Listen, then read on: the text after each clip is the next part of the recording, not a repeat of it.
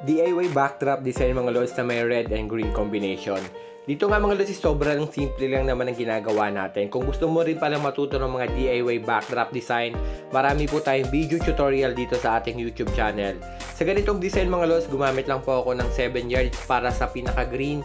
Sa red naman is gumamit lang din po ako ng 7 yards mga idol. Pero depende po yun sa lapad ng frame nyo.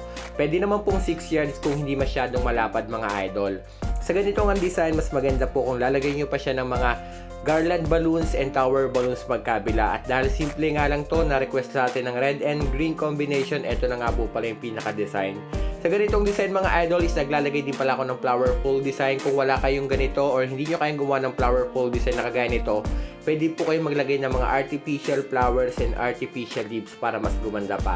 At yung pangalawang design natin mga lods, pwede nyo siyang kalasin at pwede nyo isagad yung green para meron kayong idea. Para sa full video guide nito, naka-upload na po yung full video guide nito.